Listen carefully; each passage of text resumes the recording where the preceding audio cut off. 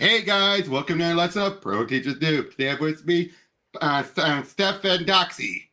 Hello. What's up? Hello. And today we're going to do some more Marvel, but this time with Kevin Smith's Daredevil run. The relaunching with the Marvel Knights numbering of Daredevil and Guardian Devil is the story arc would be known by. So it's Kevin Smith and Joe Quesada and Jimmy Palmiotti on inking. And yeah, this is the book that decided to relaunch Daredevil, reinvigorate him, because he had been going through some pretty trashy stories for the past couple of years beforehand. But this would also be what would start the Marvel Knights, which would eventually lead to Joe Quesada getting the editor-in-chief position at Marvel. Oh, wow. Okay. So yeah, and Joe Quesada had been good friends with Kevin Smith, so we invited him over. Kevin had been dipping himself in wanting to do comics for a while, and this was his first time doing a mainstream gig. I was going to say, this is the Kevin Smith, right? Yep. And I've done other Kevin Smith comics already. I've done... Yes, I just wasn't sure if there was a multiple Kevin Smiths. No, this is that one. This is Clerks. Cool. Fuck yeah. This is Clerks. He's done a couple of other good books that we like, so I'm excited to see what he does with Daredevil now. Yep. So yeah, let's just dive right in. And this has become a real, like, a definitive story right off the bat. Really? Ooh. Let's go. More daring, more devils. That's right. Mm-hmm. More daring, more devilish. Geez, and I hate when it does that, where it just freezes like that. Right off the rip. Okay, we open up with a Dear Matthew. I'm Matthew. I'm not a woman of faith. It's something you've always teased me about. When you go to Karen, this is all of a note from Karen Page. So just sending him a letter and everything, just summing up about how my faith has never been as strong as yours, my love, because they were together for a long while.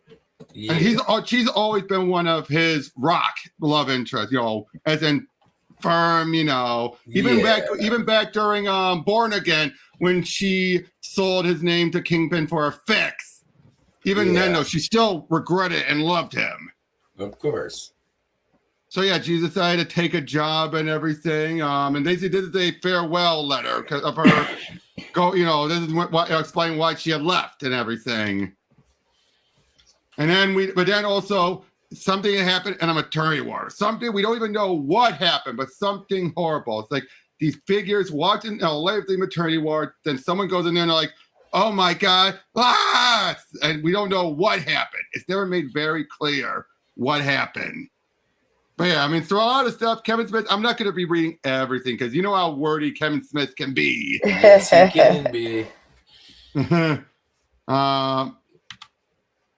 then we also see this one girl running through, holding a baby. How she is convinced that her pregnancy was divine because she was a virgin.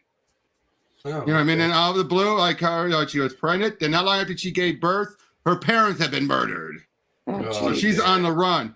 Yeah, so she's on the run, trying to find someone somewhere to, hide, to protect the baby. Help her. Yeah. Yeah. And then we see, with Matt, like, may the Lord fill you with his holy trust, offering absolution for the trespasses you're about to confess. Turn not a blind eye to his infinite mercy, but instead see with a pure heart the grace his sacrament of penance bestows on you. Because remember, Matt has always been, what's the phrase? What type of Catholic? I'll beat you over the head with it. Nah. A devout. Well, not just devout, but also a suffering or something like that. Suffering, but one of those. Yes. Oh, like the ones that lash themselves. Yes. Yeah. Forgive me, Father, for I have sinned. It's been far too long since my last confession. 6 months ago, my girlfriend left me. The brokenhearted. Why is it you people remember the Lord after your significant other have forgotten you? Actually, Father, that's why I'm here with you. I'm having a hard time remembering the Lord. Beep, not now. Son, you're going through its he's hearing all the stuff that's going on. So he leaves as he's giving all this advice, so he misses out on the advice. And it's like, it's 3 blocks away. Girl, no more than 16 jumping from her heartbeat. And the baby, maybe 2 months old or so. But what really has my attention is that Lincoln rushing her doing about 90. Jeez. Oh yeah, a guilty Catholic, the Catholic guilt. Yes. Oh, yeah. Yes. Like, all it requires is a leap of faith. Like, well, he's leaping. Little tongue in cheek there. Oh, just look at it, like, whoosh. Man, look at the artwork here. I do like it. Or it's like got that little bit of comedic tie to it, but it's good work either way. Yeah. Yep. But yeah, he stops the guy, and then yeah, all these people are like getting the truth out of the two jokers in the car is going to prove fruitless without her testimony as to why they were trying to run her down. Which means I'll spend the next few minutes explaining to the police why I felt the need to put my fist through the windshield of a car and destroy city property. Thanks, little girl. You made my life indiscriminately more difficult. But then we see Matt back at his apartment going through, like, all of his thoughts are kind of like overlapping. Like, my apartment, well, because basically he's done so well of a job, there's no one needing to come over to them in a while. Yeah. And then he's also thinking about wanting to call Karen. Like, should he call her, see, and everything, or call Natasha even? How odd as a boyfriend was I after all? I kept an All Flames number on my speed dial. I tell myself it's her SHIELD satellite link-up code, the one she gave me in case of terrorist threats beyond my capabilities. I'm a good liar. Comes with the job. But like, he's about to do it, and then, hey, Matt, you got it, Matt? Foggy, Saved by the Bell. As we're introduced to this one woman who wants to take on a case. The case itself is not important. The woman is, but not the case. And then he then recognizes the girl's heartbeat as she's outside, but by the time he gets out there, gone again. I love it. Mr. Murdoch, it's Mr. Parker from the Bugle on 3. He has those photos requested of you and Miss Page from Goodwill Hunting World premiere. Would you like them sent over? Goodwill Hunting. Gotta love it. Goodwill Hunting premiere. Those guys who tried to run her over, they're being seemingly let go, but then they're drowned in the elevator. Jeez. See what I mean? Though, how wordy this is. Yeah, that is very wordy. Oh, yeah. It's good dialogue. I will say that. Definitely good dialogue, but still. Yeah, but he's trying to find this girl, and then he helps this one guy out, and this one woman out, taking him out. Sees the girl there. She's sleeping. She gets what she thinks to be a vision. Thank you, Lord. And then, meets up with her, here's the reason why that woman's there. Her husband had her sterilized. Oh, damn. But without her knowledge. The hell? That's terrible. Yep. Okay. Yep. How did he do that without her knowledge? Yeah, that's said crazy. She didn't even, he had it done without, it doesn't even say how, but to be fair, this case is bullshit. We find out later. Okay. But we don't know that yet. But Foggy's already falling for her. Sounds about right. Yeah, that sounds even though he's already been dating Liz Osborne. That's the Harry Osborne's widow, because Harry's dead by this point. Yes, but still. Something about this girl. He says it feels like, and she feels like he's standing on me. This is coming from the guy who's practically Mr. Liz Osborne. And yes, Liz. I like Liz. I love Liz, but she's no Lydia. Yeah, his feelings like this is like, no, Foggy, do not tell me you've got a textbook case of the Florence Nightingale syndrome. But he runs down, and there she is, and she basically gives him her kid, and then it was ready to give it. Like, hello, Mr. Murdoch. The young lady bolted by me before I had a chance to. It's all right, Kim. She and I are old friends. Would you? That baby looks like he's 46 years old. It does look like an old man version of that. His eyes and everything. Basically, she reveals about her virginity and everything, all the stuff. Now, Matt's questioning it. Part of him is starting to believe it, but the other part is this can't be right. And it turns out the angel told her he's Daredevil. Oh shit! And then She's gives hands on the baby, and next thing you know, gone. Is she having mutant powers? Nope. Again, everything will be explained by the end. Yeah. I'm just guessing. I am just guessing as we go. Oh, look at that. Okay, that looks better. Yeah, that still looks Much like better. an old man in a baby body. It looks much better though than stink face 46-year-old baby. Oh, I love it though with Black This Widow. is an amazing fucking cover. That's a cool Yeah, like shot. don't even try to tell me it's mine. Well, there goes Plan A. How are you, Natasha? Curious, Matthew. I'm running. Why would you try to call me only to abort before the connection was made? Something came up. Something who's harder to entertain than a jaded film critic. I've noticed. Tell me, did your wicked womanizing past finally catch up with you? Yesterday morning, I'm in confession. Still with the church and all the time we spent together. Didn't you learn anything from the godless Soviet? And I pick up a girl and an infant being run down. Daredevil puts the kibosh on the thugs, but the girl and the baby disappear. Last night, the girl shows up my office and dumps the baby in my lap. And suddenly, you're a daddy. I'm not the kid's father, I assure you. Could have fooled me. He's got your grip. Yeah, basically, they're talking about all their old times and everything. And she's trying to make a deal of this. But I don't love it. And eventually, but unlike yourself, I can embrace the baggage of my own humanity. Couch or roof? Aren't you forgetting something? I trust you know what to do with one of these. As he runs off and but probably won't be long. Would you mind changing the diaper, though? Couldn't muster up the guts to change it yet. Thanks, Tasha. But good God, I was an Avenger. Oh, She's stuck not only on the baby, but having to change the diaper. She's just giving him that look like, you son of a That's I love it, but couch or room, yeah, she completely forgets. Baby in the room. Right, though. Oh, my God. But yeah, no, that's mad. He's just, I do like the artwork because, we always used him seeing the shades. Right. What do you look like like when he's reading? Shows eyes. Yeah, of course his eyes would roll up as he's thinking, because Right. he's not reading anything. No, and a lot of guys that I've known to be blind that are actually, they'll do that when they're reading Braille. Yeah, it's All it's of their concentration. intentions, they're concentrating on their thoughts while they're trying to read it with their hands. And they're probably so used to not being able to see, they're not even sure where their eyes are going. Yeah, exactly. And I always wonder that if you can't see, can you even sense where your eyeballs are doing? Yes, you can. And no. Yeah, because some guys, the guys that I've seen with the really bad lazy eyes, that have no sight whatsoever, theirs it's a little bit harder, but for the most part, they can still feel that their eyes are normal versus direction. Yep. But anyway, we see this old man, Nicholas Maccabee, who is actually a very rich man, everything, and apparently he worked in the film industry. We'll find out later. Yeah.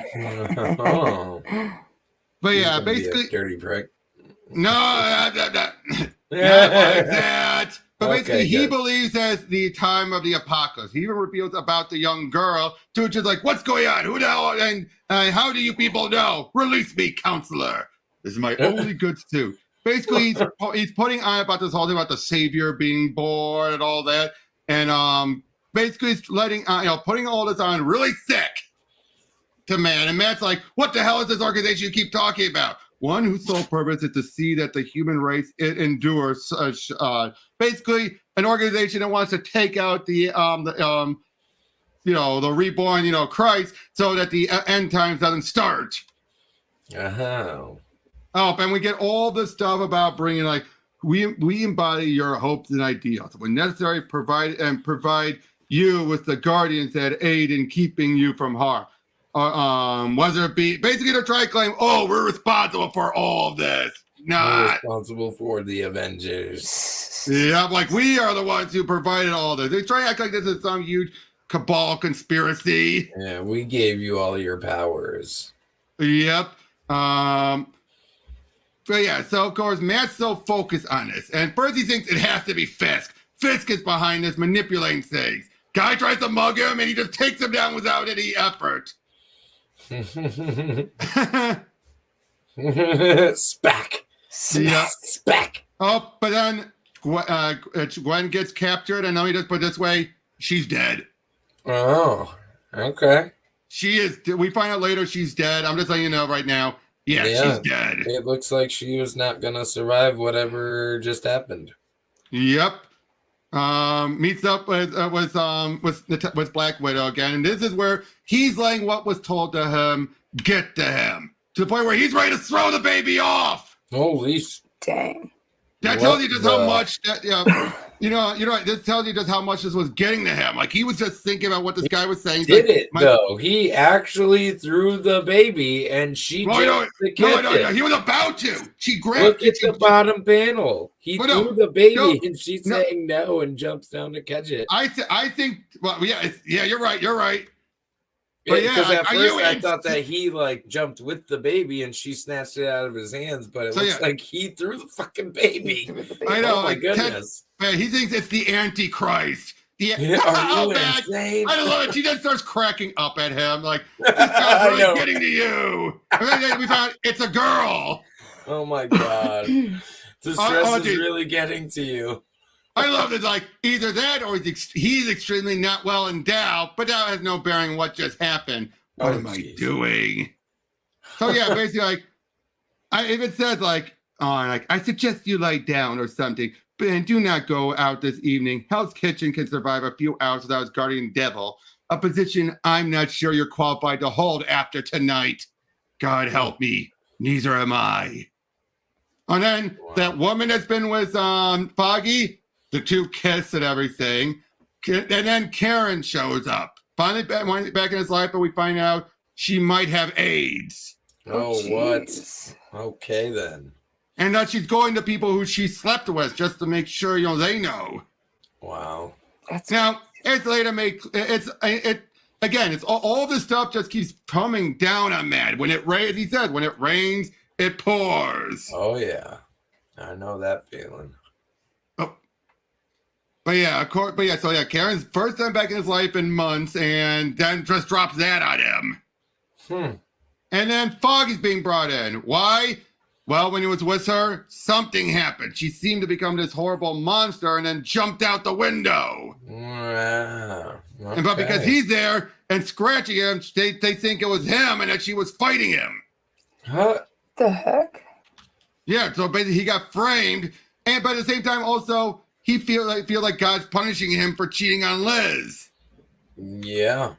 So he's so upset about that. Now they've been helped out by Foggy's mother for a while, but because of all of this, now she is Foggy's mother is just wanting to just cut ties because this is bad. This is a horrible image, saying that she cares more about the company than her own son. Now that old man approaches Karen and basically says trying to say the baby's responsible. Really? Yeah, this is where Foggy's mother is basically saying, but since I didn't know he was a rapist yesterday, are you out of your mind, lady? He's your son. You know he's innocent. All I know is this arrest and the charges it carries, which potentially prejudices every jury in all of our clients' cases against us. Wow. I mean, she's not wrong, but at the same time, that's just bitchy, yeah. Exactly. If you don't know that he did it yet, Yeah. But you can see now, you see the tears that this does pain her. Right. Like, you don't think I haven't spent the morning in tears over what's happened to my son? You don't think I do everything in my power to clear him if I could? But we have no choice. I can't risk everything I've built over imagine Aaron String and apron strings. I've been a lawyer longer than I've been a mother to Franklin Nelson. It's all I know. Again, so it's one of those cases where you can understand, but at the same time, you're like, fuck you. I don't understand, because if she's been a lawyer for a long time and it's a case like this, it's innocent until proven guilty. So she's a terrible lawyer too.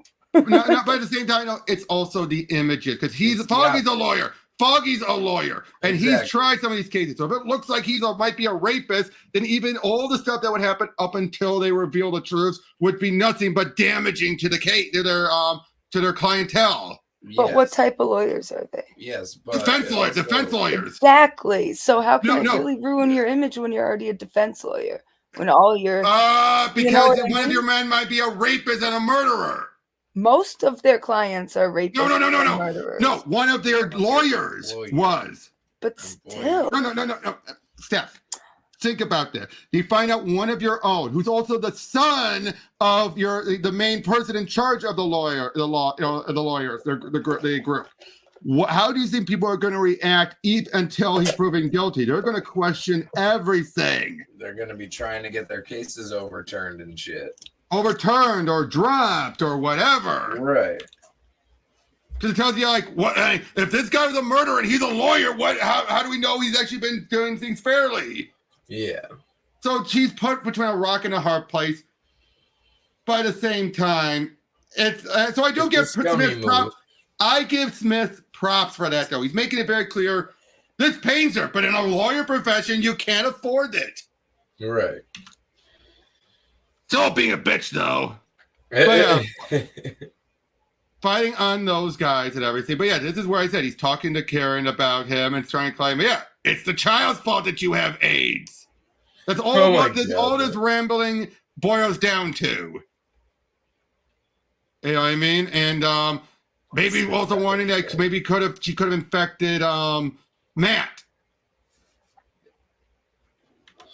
What the hell, though? Yep.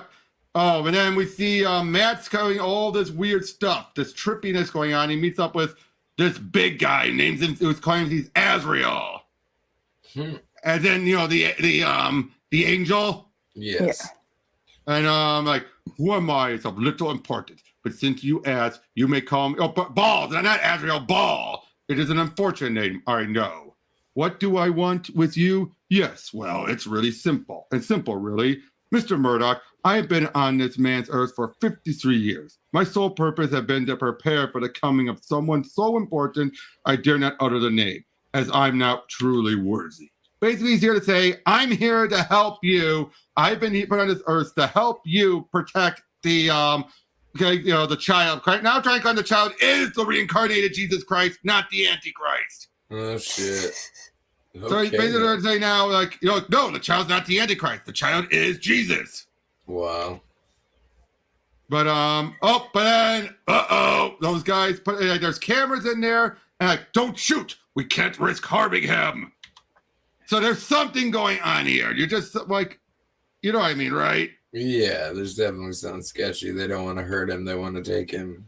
Yep. But yeah, didn't your mother ever tell you not to play in traffic? Your mother. I forgot. I apologize. Yeah, he didn't grow up with his mother. I know the feeling. Oh, look at this. Kevin Smith talking dirty, Joe Quesada drawing dirty pictures, Jimmy Palladiondi getting dirty while inking, coloring with dirty brushes, using dirty letters, just plain dirty, thinking dirty thoughts, cleaning up the whole mess. That's cute. Okay, that's then. Funny. So we know that that's where their minds were while they were making the book. Yeah, but yeah, we see the two are talking and everything. And now, even Black Widow saying how she's checked in on Karen and everything. And I saw her through your window. I thought it best not to say hello, considering I'm the ex-lover with a baby strapped to my back. She did not look settled, low above. Perhaps there's something you'd like to share with me. Where would I start? Between her and Foggy, the basically explains about everything gone through in the life. And I do give Widow props for being the one that he could talk to and she won't judge him. Well, except if he does something stupid. Right. But she even points out, like, but focusing your confusion and rage on the child as you have been is beyond forgiveness. She's right. Or is she? My judgment, it's been clouded before. By love or lust, the Typhoid Mary affair leaps to mind. Karen's betrayal too. Matthew, but now he's starting to think she's in on it. Uh-oh. Yep. Oh boy, again, whatever's being done to him, he cannot tell who to trust. Yeah, I wouldn't trust anybody if I was him either, though. A long time ago. Yep. Oh, but now he's starting to think the kid is really Jesus, so he feels like no one to save us. But then swings around, goes there, and meets up with his mother. Yep. Oh, but yeah, then the old man, he's talking to someone he wants to hire. So he was like, summon the assassin. But yeah, meets up with his mother and just, talks, it all out. And yeah, the first time we've actually seen his mother in ages. You're as direct as your father was. There's a lot of your father in you. Actually, you remind me of him. I'm sure the baby only adds to that. If I remember correctly, Dad was left with a kid once too, wasn't he? Is that what you want, Matthew? Answers to questions I haven't allowed myself to think about in almost 30 years? I'm sorry, but I've spent all my guilt on the matter long ago. God granted me that much. At least God has extended some of his courtesy to one of the Murdochs. He certainly didn't lavish any on Dad or me. Son or not, I won't tolerate any blasphemy from you, Matthew. God forbid you choose your own blood over your face. It's never been your style, has it? Such anger from someone who's been given so much. I give Chris Smith props for that. I don't think they've ever really full-on had Matt and his mother having a long, straight-on talk like this before.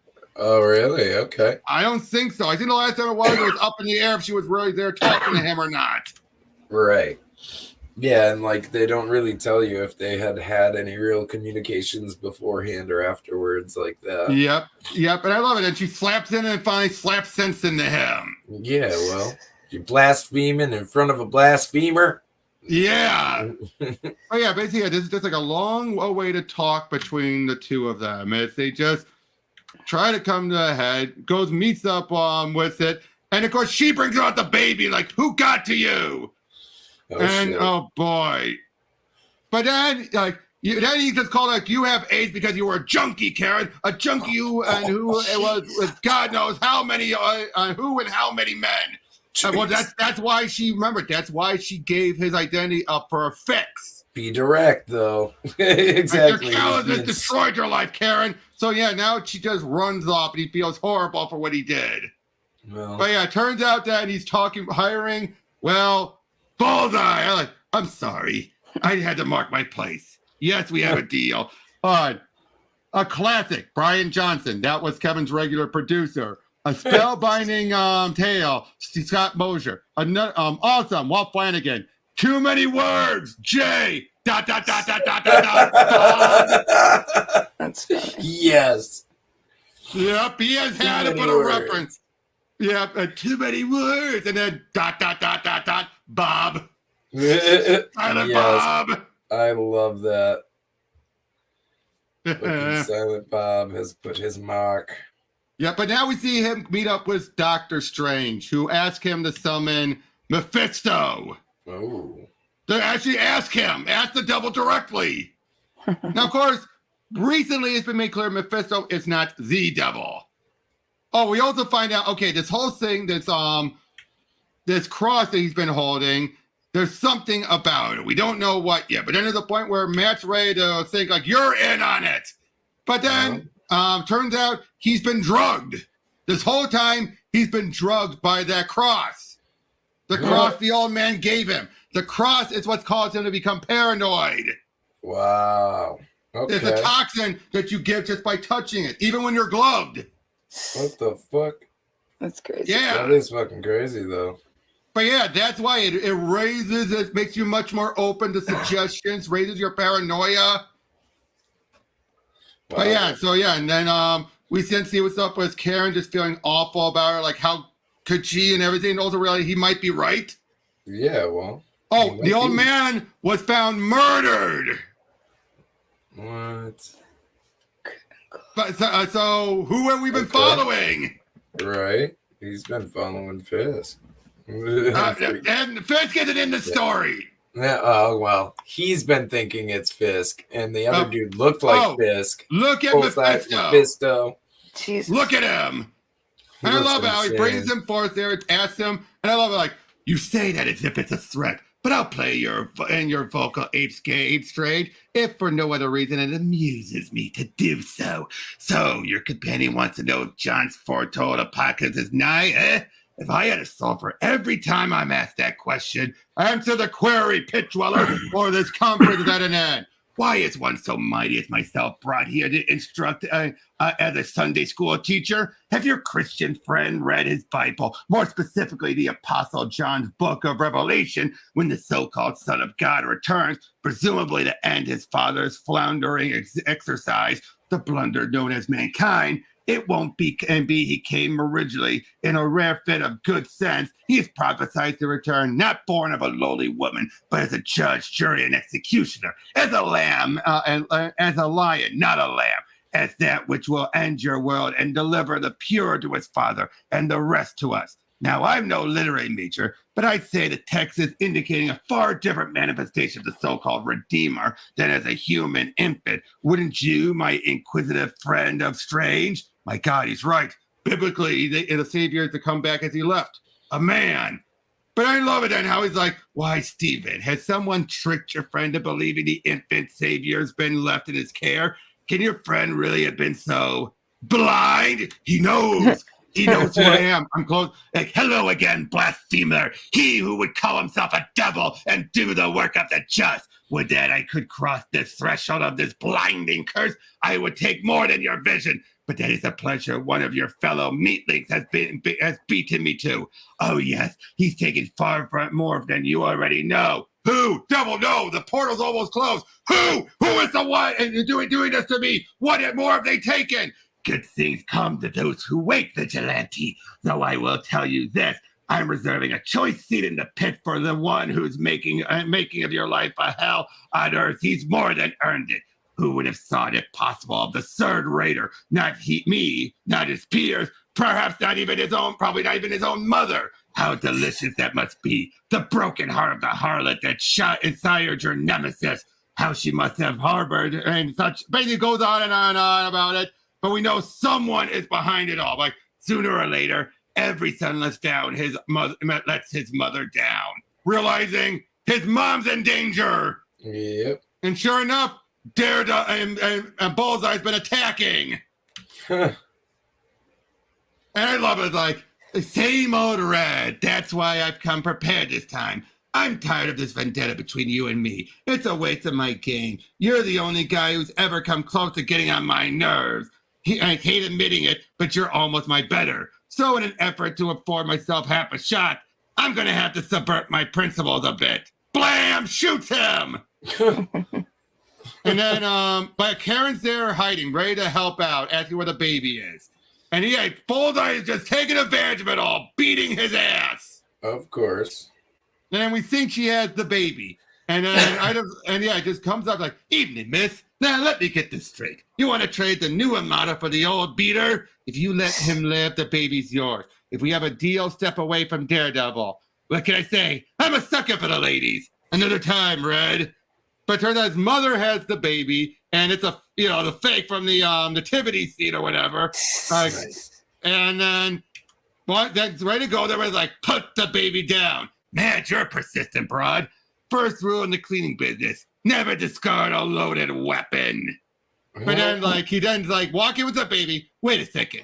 Where are my manners? I almost left without giving Red back his club. Matt, Karen, and she dies. Shit. Wow. They killed the first love interest Matt ever had. His longtime love. Dies.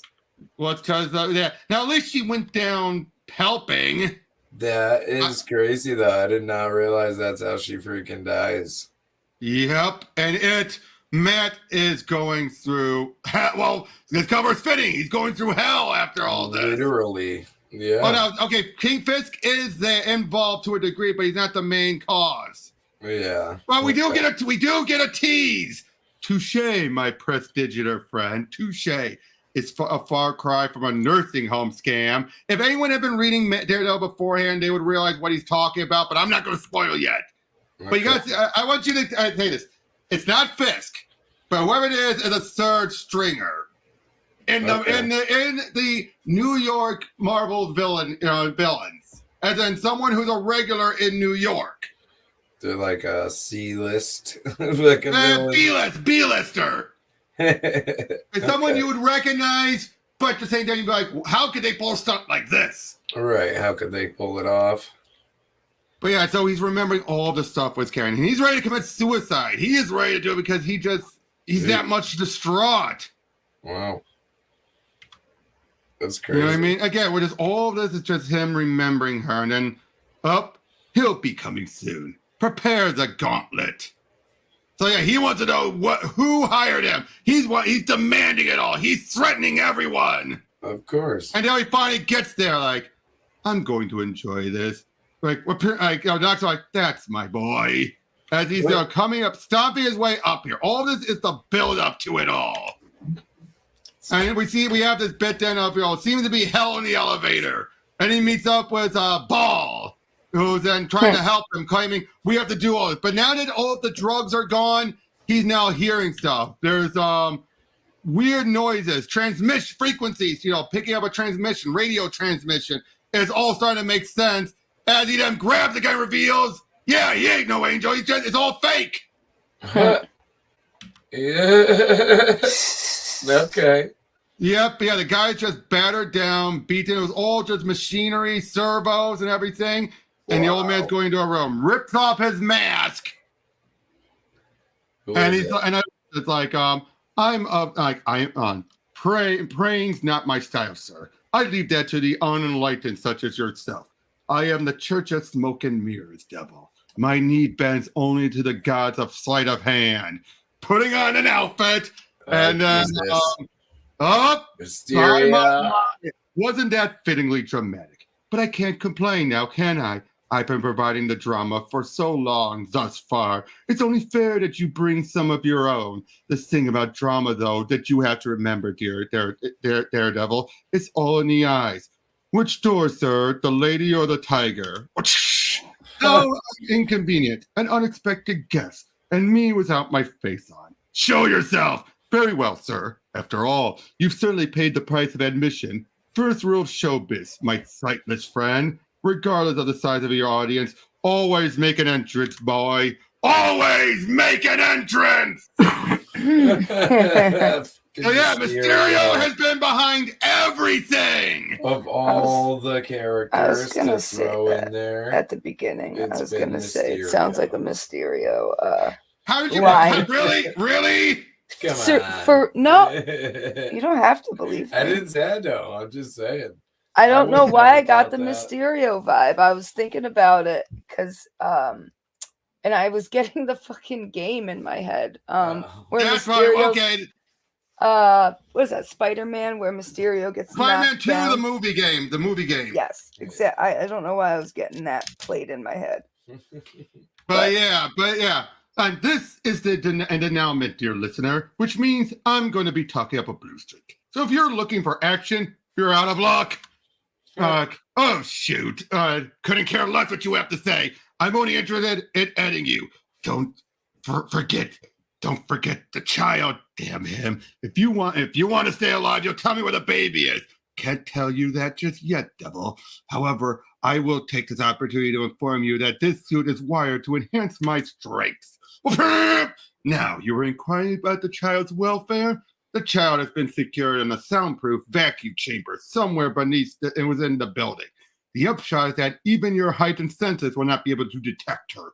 The downside is simple physics, really. You see, in order to construct the soundproof chamber, we need to create the vacuum. In order to create the vacuum, we need to eliminate air, in this case, oxygen. From the moment you smashed my sanctum, the child had 20 minutes to live. You wasted 5 beating on me. Waste any more of my time, and you're signing the infant's death warrant. Wise choice, Maintain that duteous decisiveness, and I vow I shall spare the child's life. In the meantime, I wonder if you wouldn't mind accompanying me as I make my round. There are a few plot threads that need to be tied up before curtain call. It takes what little control I have left to stay my hand, but I can't pick up any hint of the baby. If she's still alive, my only chance of saving her is to indulge this twisted animal. If she's still alive. 13 minutes left, in case you're wondering. Damn him! Oh, that is twisted, isn't it? 13 minutes left, in case you're wondering. Right. This ends up being one of the best Mysterio. This is also ends up being one of the best Mysterio moments. I suppose it'd be a bit too presumptuous to assume you know much about me, beyond your most recent discoveries, of course. No one's ever given me much thought, I'd wager, when all's said and done. I'm nothing more than the guy with the fishbowl head. Typical. Well, then let's test your filmic acumen, shall we? You ever heard of Spielberg, Lucas, Cameron? How about Quentin Beck? No, I thought not.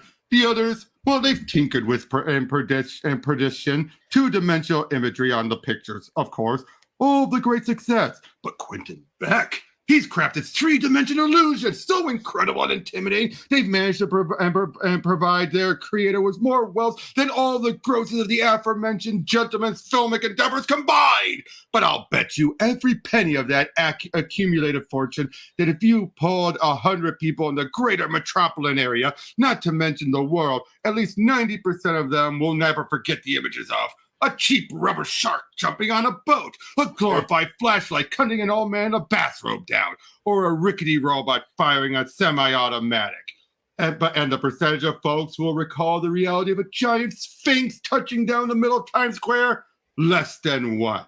Quentin Beck, I presume. None other than. You see, it's never written about, but it was my great strides in special effects that aided the poster boys of the field of dominating the industry and winning Oscars. Were it not for my experimentation with the untested latexes and chemically treated facial appliances, the Stan Winston's and Rick Bakers of the world would be clerked at convenience stores.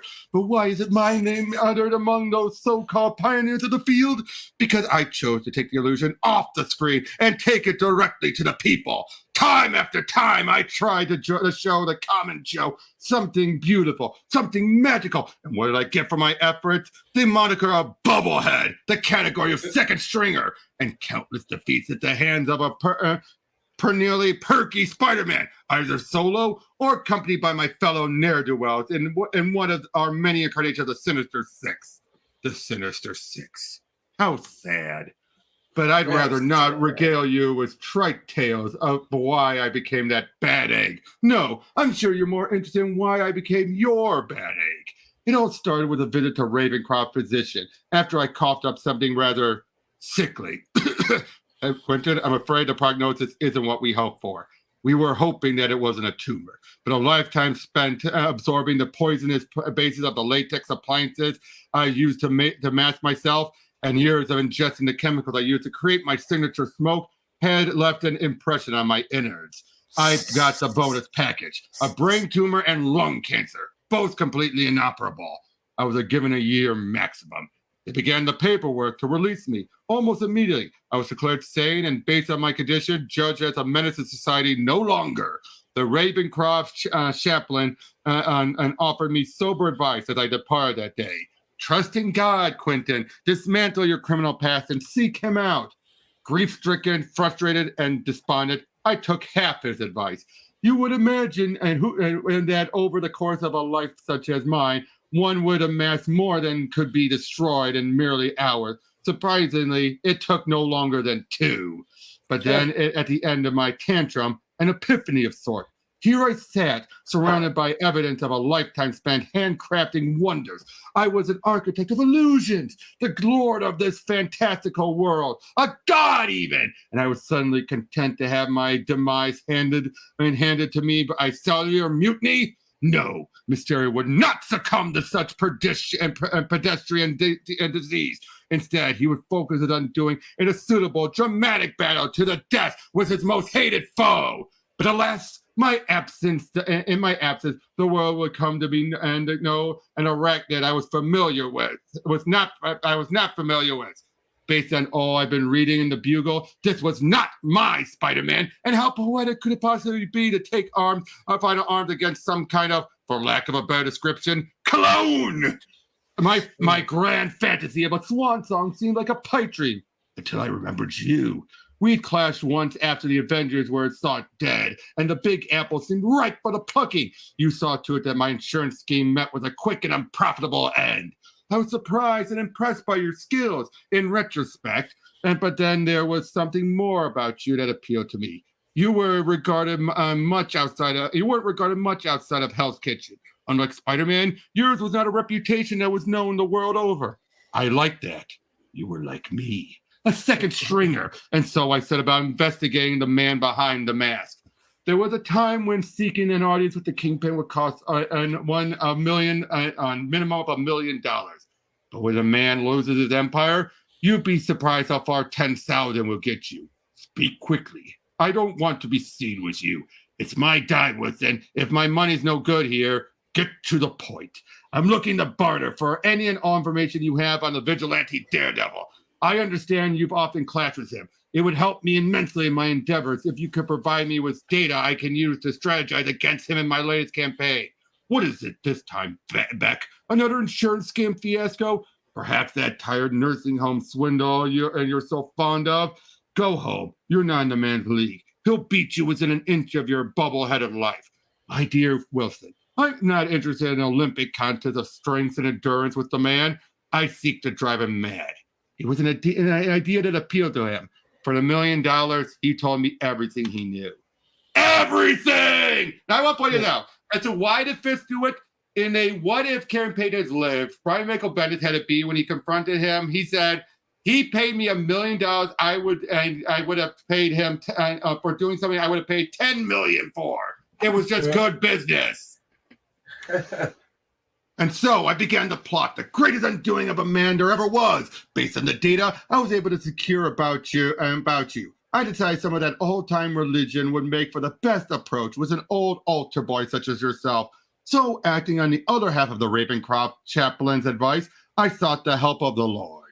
Initially, I was hesitant. I found out you were raised by your boxer father in the church. However, like any lapsed Catholic, outside of Christmas and the occasional confession, you don't spend much time inside God's house anymore.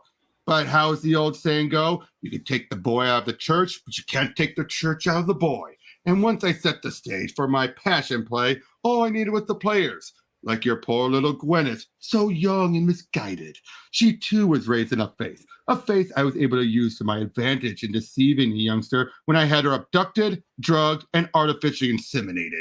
Can you imagine that? In this day of age of wonder and science, she actually believed her pregnancy was divine before her parents could order a blood test or investigate the matter further after the child's birth.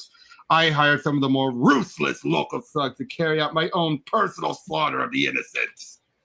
Feeding their daughter hallucinogenic imagery that pointed her in your direction sealed your fate that day, Mr. Murdoch, while her fate was sealed when I no further used her for her character. See? That's so ridiculous, though. See? That's She's just buried somewhere. She's just buried somewhere. That's crazy. And then there was Lydia McKinsey, the would-be actress with an insatiable drug habit. Seems you can't get away from that type, eh, Devil? A fix or two a day, and she'd tell your associate Franklin Nelson anything she needed that sold her as a would-be high society divorcee. It was no great task, and slipping Nelson a Mickey to ensure he saw a side of Lydia that did not quite exist.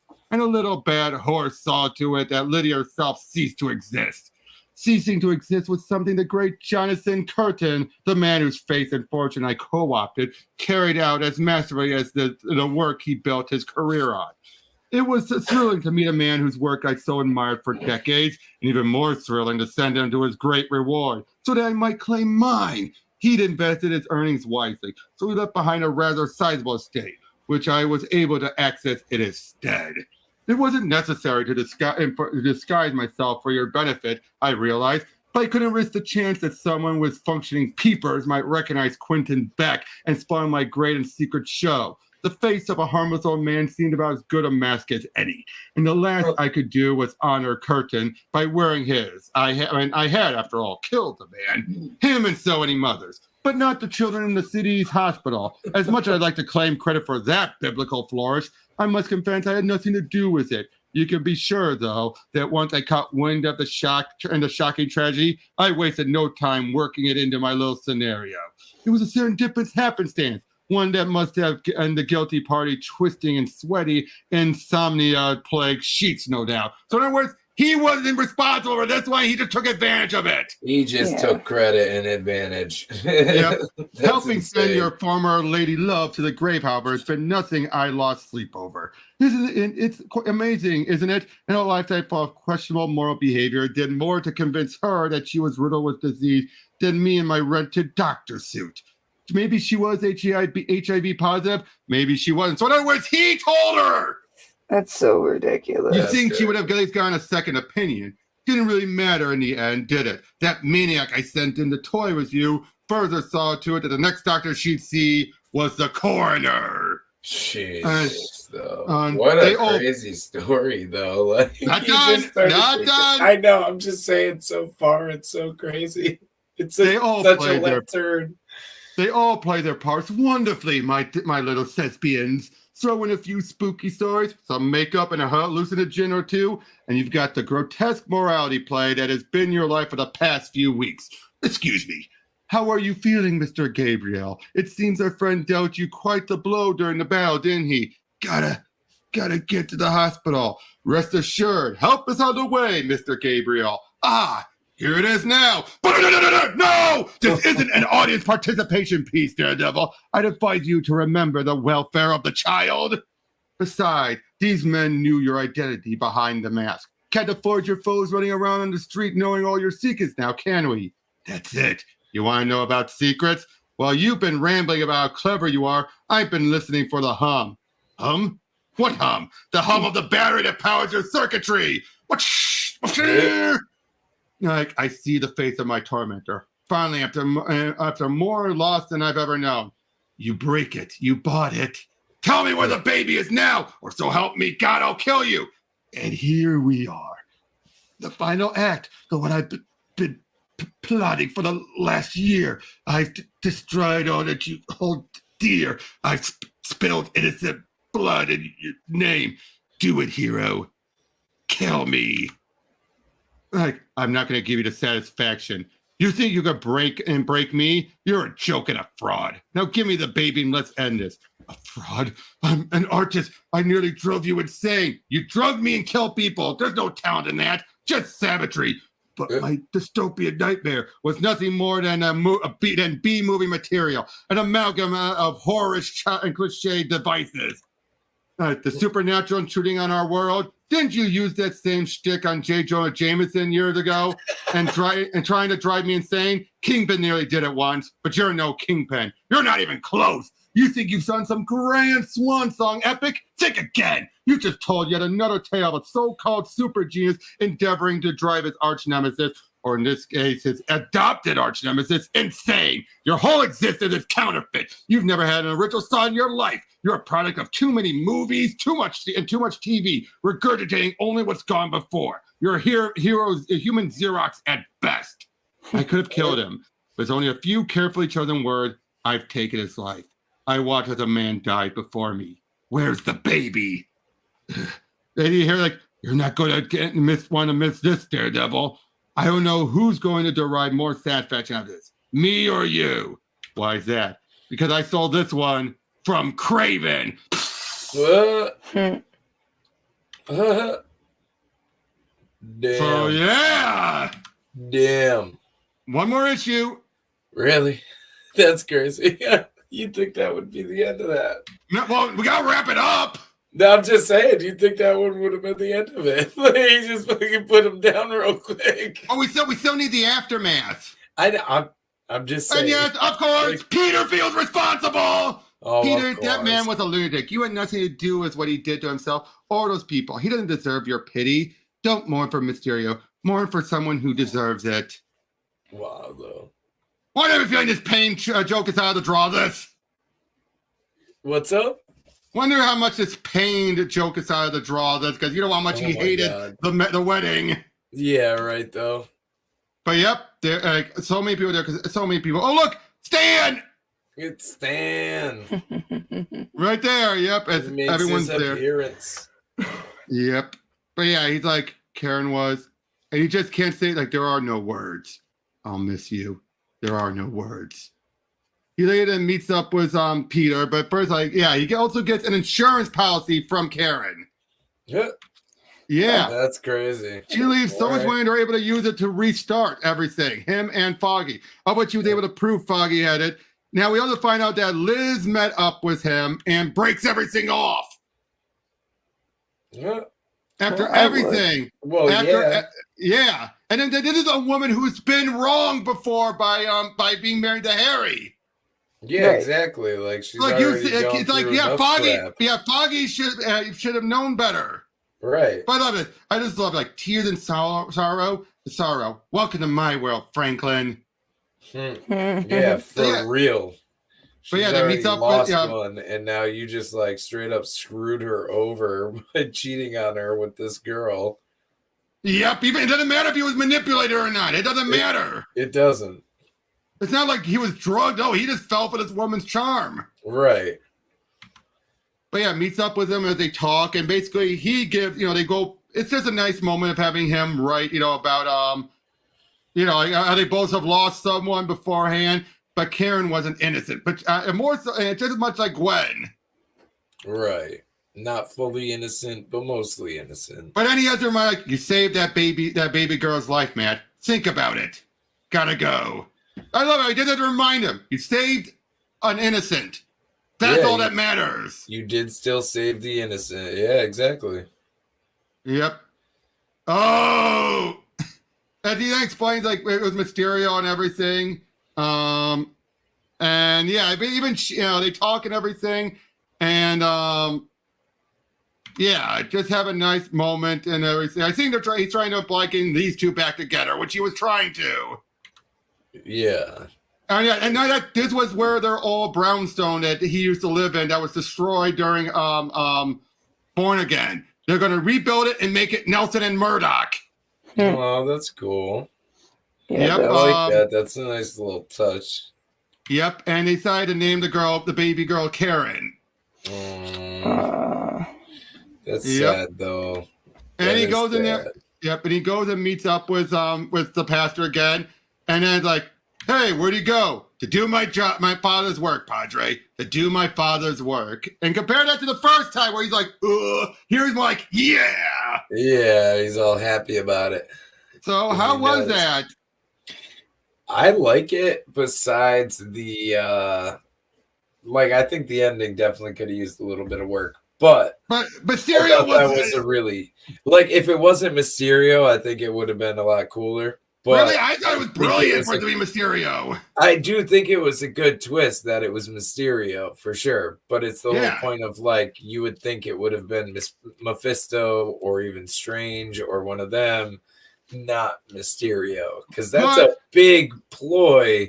That is a huge scam level. For Mysterio, he wanted it to be a swan song, though. But he wanted it to be a swan song, so it makes sense there. He did want Daredevil to kill him. He wanted it. That's all he wanted was. He wanted to push him to the point. But it's like, as Matt says, nah. The fact that he had to use drugs to induce him to go insane proves it. Right, exactly. That he has his head on his shoulders, and you really had to push it to get him to drop his guard and change his ways. And you had to drug him to get him there. Exactly. And once that was cleared up, doesn't matter. All he did was just do some cruel, needless, horrific stuff. Exactly. In the end, you didn't get what you wanted. You just did a whole bunch of vile crap. Exactly. That's why I feel it's fitting for it to be Mysterio. I feel that's why it's fitting. Yeah. But what do you think about this? All the stuff that Kevin's put him through. There's a reason why people applaud this book. I mean, yeah, and he was clearly trying to follow. He was trying to follow in Frank Miller's footsteps, and I think he succeeded. I think Kevin succeeded in following through. It was wordy as hell. It was wordy as hell, though. He got a lot to say. Yeah. Again, there's a reason this story's so fondly remembered, and for the death of Karen, which I feel was. Yeah, they could have done a little different with that. She kind of got thrown away like yesterday's garbage. But again, overall, everything leading up to the ending was interesting. You know what I mean? It's just how much of it was like. It's like you're just like, what's going on? Wait, what? Is this really divinity? Is this a scheme? Right. Yeah, you're trying to figure out just how much of a scheme it is and who could be portraying it. Yeah, and again, you wouldn't think unless you were following up on the run beforehand, you wouldn't even consider Mysterio. No, exactly. You know what I mean? Because that would never come to mind. You would think it'd be Kingpin, or you think it was someone else. You know what I mean? Yeah, I was going a bunch of different places, and I never landed on Mysterio. Yeah, but once you read the Mysterio, they realize it makes sense. It makes sense. It does make sense. And he has done stuff like that, like putting the drugs in a cross. That sounds like something he would do. Oh, hell yeah. You know what type of villain team up I would love to see if a Marvel DC book is that they've never done? Mysterio and Scarecrow. Yeah, that would be cool as hell. That would be cool. Imagine those two of them working. Mysterio using his bots and his drones and shit. That would be cool. And the fear gas mixed with his hallucinogens. Right. It would be crazy. That would be a very cool crossover. That would be. But again, the fact that they allowed him to not only use Mysterio, but then kill him off. Yeah, for real, though. That they actually did kill him off and it's a canon story is pretty crazy. And he stayed dead for a while. Yeah. Yeah, he stayed dead for a while until he brought back, but it was made very clear he was working under Mephisto after that. Which played into what Mephisto's saying was, he has a seat behind me. I have a seat saved for him. Yeah, exactly. He knows where he's going. He knows he's got a lock on him. But I do think Mephisto overplayed. I think Mephisto intentionally overhyped how it's like, oh, after everything he's done to you, he deserves a special seat. It's like, no, you're lying. You're lying. Yeah. He just hyped his hand. That's all. Yeah, but again, that Mephisto thing was great, wasn't it? That was funny as hell. Especially him saying, those who follow in my name but work for the just. I love that. All right, that was a good one. How can he be so blind? And again, the stuff with Black Widow was interesting too. How Black Widow just kept calling him out on his crap. Right. I always like Black Widow, though. She adds a nice flavor to any of the books. And poor Foggy. I'm sorry. I felt no remorse for Foggy. No, he did it to himself. Which he does that. There's so many times in the past where he's fucked his life over for his own actions. Exactly. He chooses to be stupid. Like, Matt warned him. Of course. That's why it's like it's an active choice. It's not like you just fell into it by accident. You chose. I mean, he was that close to marrying Liz. He was practically, as he said, you were practically Mr. Osborn. Right. And he just screwed it over for just some fling. Right. It makes no sense. Yeah, I thought the story was a little on the wild side, to be honest. Yeah. I think that was the intent. But again, I know, but everything was like AIDS and drugs and cheating and like darkness, but in not like a developed, detailed way. You know, I don't know. I love Kevin Smith and I like his work, but you should have seen what happened. What got him back to finishing up Spider-Man Black Cat, Evil Dead Men Do. First 3 issues, really fun stuff. Last 3 issues dealt everything about rape. Oh, Jesus. To the point of revealing that, Felicia was raped in college, and that's what led to her becoming Black Cat. Yeah, that's ridiculous. Yeah, that's what got him to finish it, was just tacking onto a controversial subject. Right. That is crazy. Yeah.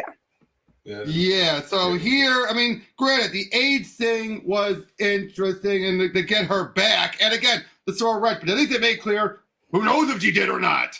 Right. Yeah. Who fucking knows? Yeah, but again, I gotta say, overall, I always feel this was a good story. It deserves its praise, if you ask me. It deserves the praise. This is some of Joe Quesada's best artwork, but that's because of Palmiotti restraining it. If you ever saw when I went over with Liana a while back, Daredevil Father, his artwork could get wonky. Yeah. Yeah. No, I think they did a really good job. Like the coloring, the drawing, and the story were really good. It definitely deserves the praise and to be looked at. It's not Frank Miller level, but it's close. Like it's close, It's one of the better Frank Miller pastiches. Yeah, it's definitely close. It's not there yet, but it's close. Yeah, especially by Kevin freaking Smith. Yeah, no, I really did. I liked it a lot. Like I said, it's like at the end kind of threw me just a little bit, but I still. But there's a reason why I wanted to read that whole issue. There's a reason why I wanted to read that whole issue because it was masterstroke plan on Mysterio's part, but you also knew it was for naught. Right. Yeah. I would definitely give that thing like a 8.5. Yeah, but yeah, same here. I mean, personally, I give it a 7.5 to almost an 8 for me. Yeah. I give it a 5. You're just being a no. Listen, when do I ever give low ratings? I don't. I think everything's beautiful. I'm interested, Steph. Tell me why. I think everything was just used so surface level. Like, I like Kevin Smith stuff. I like Dogma. I like the religious stuff. I like that. But when you have his movies, things divulge and develop. Whereas, in my opinion, all the things that were used as shock and awe didn't. They were just like, I'm a magician, blah, blah, blah, blah. Yeah. Like, true, that's just...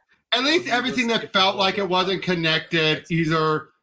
At least everything that didn't feel that you wouldn't think were connected were, except for that one bit at the beginning, which I did like how he said, "Oh, I had nothing to do with that." Right. I liked the Daredevil story. I like that it's Daredevil. We haven't really done that. I liked. I only got one other Daredevil book. I only got one other, and that's this. This is pretty much his version of the end. But I don't know if I'll do it with you guys. I'll do it with someone else. I don't know. But it is Bendis. I gotcha.